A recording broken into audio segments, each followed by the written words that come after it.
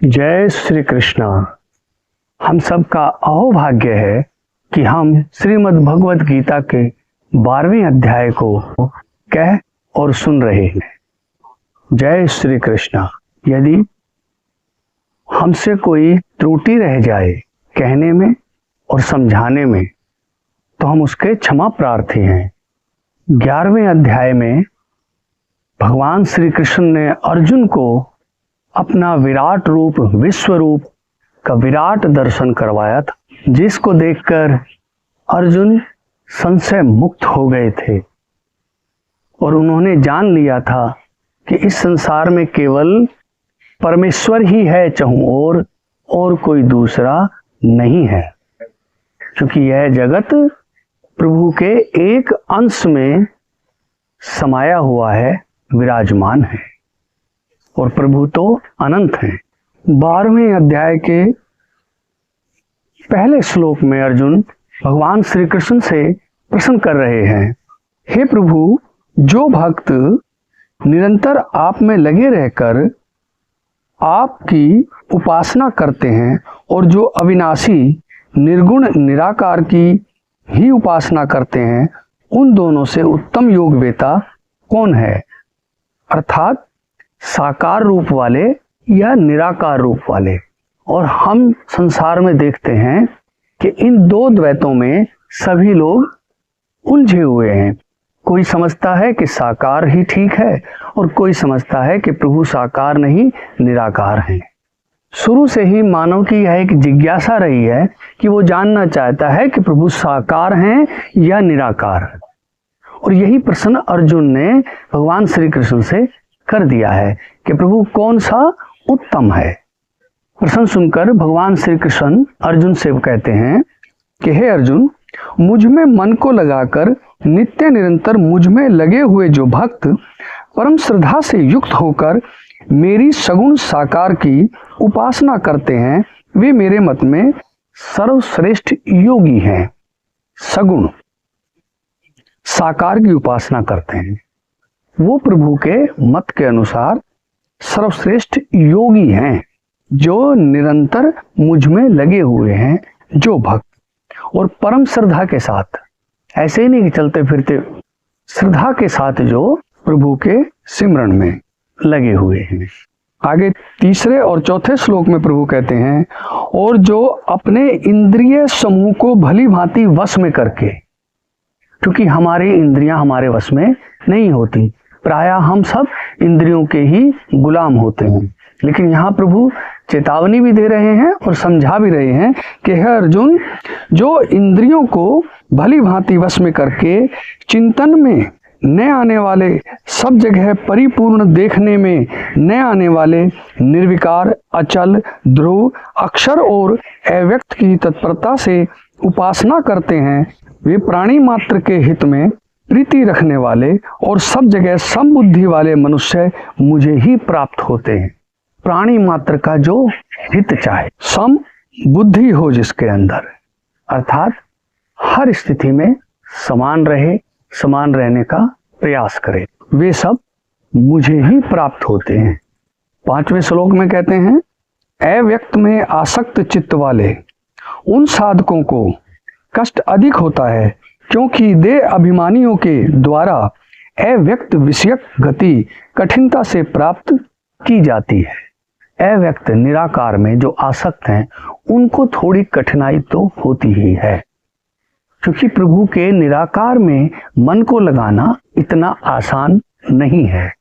परंतु जो संपूर्ण कर्मों को मेरे अर्पण करके मेरे परायण होकर अनन्य योग संबंध से मेरा ही ध्यान करते हुए मेरी उपासना करते हैं, हे पार्थ, मुझ में आविष्ट चित्त वाले उन भक्तों का मैं मृत्यु रूप संसार समुद्र से शीघ्र ही उद्धार करने वाला बन जाता हूं।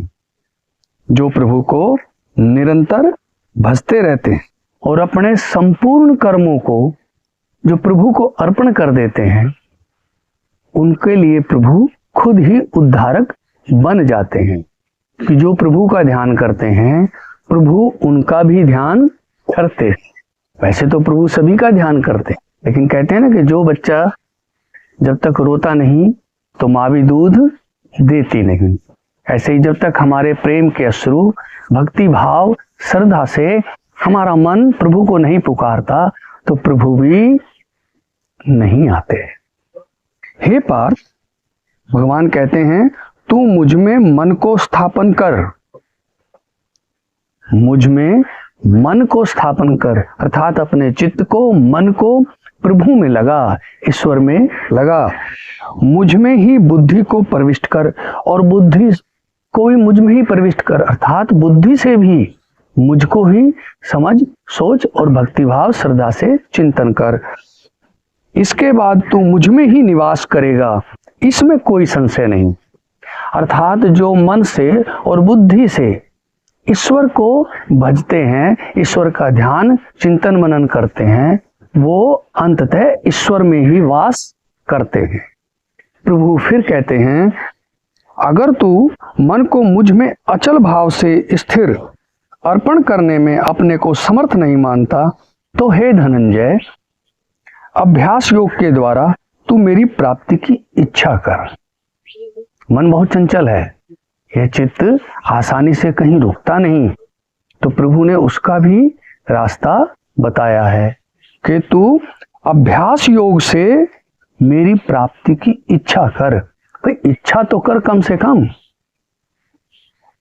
हम इच्छा ही नहीं करेंगे तो प्रभु कैसे मिलेंगे, कैसे उनके दर्शन होंगे। आगे कहते हैं अगर अभ्यास योग में भी अपने को असमर्थ पाता है, तू नहीं कर सकता, मेरे लिए कर्म करने के परायण हो जा।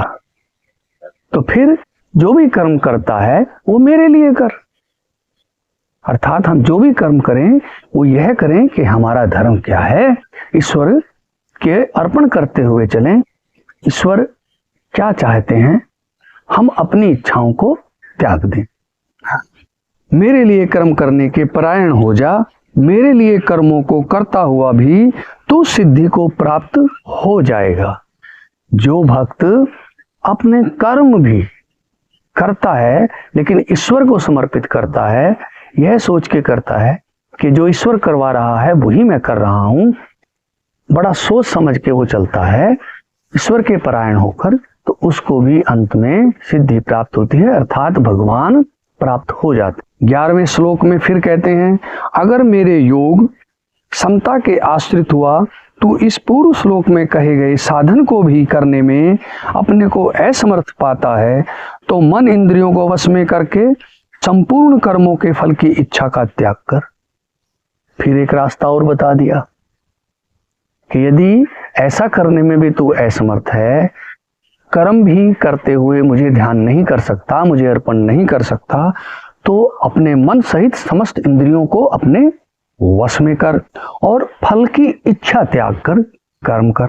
यह आसान नहीं है कि फल की इच्छा त्याग कर कर्म किया जाए, क्योंकि इंसान की बुद्धि और मन फल की प्राप्ति के लिए ही सारे कार्य कर, और यही हमारे दुख का कारण भी बनता है। क्योंकि जब फल की प्राप्ति नहीं होती तो मन में क्षोभ उत्पन्न होता है, क्रोध उत्पन्न होता है, उदासी छाती है। इसलिए प्रभु ने एक सरल रास्ता भी बताया है कि फल की इच्छा मत कर, अर्थात सिर्फ अपना कर्म कर, जो कर्म तुझे करना चाहिए। 12वें श्लोक में कहते हैं अभ्यास से शास्त्र ज्ञान श्रेष्ठ है और शास्त्र ज्ञान से ध्यान श्रेष्ठ है। ध्यान से भी सब कर्मों के फल की इच्छा त्याग श्रेष्ठ है, क्योंकि त्याग से तत्काल ही परम शांति प्राप्त हो जाती है। आगे भगवान कृष्ण 13वें और 14वें श्लोक में कहते हैं सब प्राणियों में द्वेष भाव से रहित और मित्र भाव वाला, दयालु भी और ममता रहित, अहंकार रहित, सुख दुख की प्राप्ति में सम, क्षमाशील, निरंतर संतुष्ट योगी, शरीर को वश में किए हुए दृढ़ निश्चय वाला, मुझ में अर्पित मन बुद्धि वाला जो मेरा भक्त है वह मुझे प्रिय है। प्रभु को कौन भक्त प्रिय है यह बता दिया है कि जो सुख दुख में समभाव से रहे, समस्त प्राणियों को मित्र भाव से देखे, दयालु हो, ममता रहित हो, क्योंकि ममता भी बहुत कष्ट देती है। और अहंकार तो जिसमें हो ही ना, क्षमाशील हो। इनमें से यदि हम एक गुण, दो गुण भी पकड़ते हैं, प्रभु के कहे अनुसार चलते हैं, तो बाकी गुण भी धीरे धीरे जीवन में आने लगते हैं।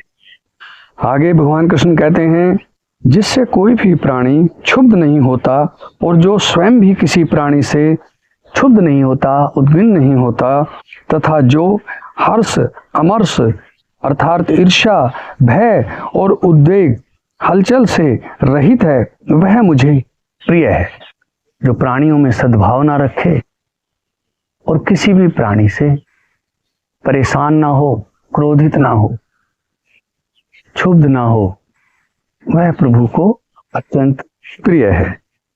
16वें श्लोक में कहते हैं, जो भक्त अपेक्षा से रहित है, बाहर भीतर से पवित्र है, बाहर से भी और भीतर से भी पवित्र है, चतुर, उदासीन, व्यथा से रहित और सभी आरंभों का अर्थात नए नए कर्मों के आरंभ का सर्वथा त्यागी है, वह मेरा भक्त मुझे प्रिय है। 17वें श्लोक में कहते हैं, जो न हर्षित होता है, न द्वेष करता है, न शोक करता है, न कामना करता है, और जो शुभ अशुभ कर्मों से ऊंचा उठा हुआ है, वह भक्तिमान मनुष्य मुझे प्रिय है। कितनी बड़ी बात कही है इसमें कि शुभ अशुभ कर्मों से ऊंचा उठा हुआ है। जो हम तो कर्मों में भी बंधे रहते हैं ना, कि ये शुभ काम है, इसको करें, ये अशुभ है, ये नहीं करें। जो सही है, शुभ हुआ प्रभु का, अशुभ हुआ प्रभु का, क्योंकि फल की इच्छा का हमने त्याग कर दिया है, कर्म कर रहे। इन चीजों से भी जो ऊपर उठ जाता है, वह भी प्रभु को प्रिय है। 18वें और 19वें श्लोक में कहते हैं, शत्रु और मित्र में तथा मान अपमान में सम है। यह आसान नहीं है। शत्रु और मित्र, मान और अपमान, इन दोनों में जो सम है, प्रकृति करती है ऐसा। सूर्य को देखो, वायु को देखो, जल को देखो, प्रकृति के सब चीजें सभी के लिए समान है। वृक्ष के नीचे चाहे कोई शत्रु हो या मित्र हो, दोनों को छाया देता है। लेकिन हम ऐसा नहीं कर पाते। हमारा बुद्धि और हमारा मन इन चीजों में फंस जाता है। इनमें भी जो सम रहे, समभाव से मित्र को और शत्रु को देखे, मान और अपमान में सम रहे, शीत उष्ण शरीर की अनुकूलता प्रतिकूलता तथा सुख दुख मन बुद्धि की अनुकूलता प्रतिकूलता में सम है। सुख दुख में भी जो सम है, एवं आसक्ति रहित है, जो निंदा स्तुति को समान समझने वाला है। निंदा और स्तुति ये बड़ी भयंकर चीज है, फंसा ही लेती है। कहते हैं ना कि माया महा ठगनी हम जानी, ये माया वो है। आपको निंदा से तो फंसाती है, स्तुति से भी फंसा लेती है। किसी ने आपकी चापलूसी की, आप खुश हो गए, आप चक्कर में आ गए, बस भगवान से दूर गए, क्योंकि बुद्धि भ्रमित हो गई, मन चंचलता में फंस गया। मननशील जिस किसी प्रकार से भी संतुष्ट रहने के स्थान तथा शरीर में ममता आसक्ति से रहित और स्थिर बुद्धि वाला है, वह भक्तिमान मनुष्य मुझे प्रिय है। ऐसा व्यक्ति भी प्रभु को बहुत प्रिय है। 20वें श्लोक में कहते हैं, परंतु जो मुझ में श्रद्धा रखने वाले और मेरे परायण हुए भक्त इस धर्मस्य अमृत का जैसा कहा है वैसा ही भली भांति सेवन करते हैं, वे मुझे अत्यंत प्रिय हैं। हरिओम तत्सत। इस प्रकार 20 श्लोकों के साथ यह 12वां अध्याय यहीं पर पूर्ण होता है और इस अध्याय को भक्ति योग कहते हैं। यदि हमसे कोई त्रुटि रह गई हो तो हम उसके क्षमा प्रार्थी हैं, क्योंकि भगवान के वचनों को समझना और समझाना इतना आसान नहीं है। हम जब लगातार चिंतन मनन और स्वाध्याय करेंगे, तब जाके कहीं कुछ मोती हमारे हाथ लगेंगे। जय श्री कृष्णा। फिर मिलते हैं श्रीमद् भगवद गीता के अगले अध्याय में। जय श्री कृष्ण। वीडियो को लाइक, शेयर और सब्सक्राइब अवश्य करें। ओम नमः शिवाय।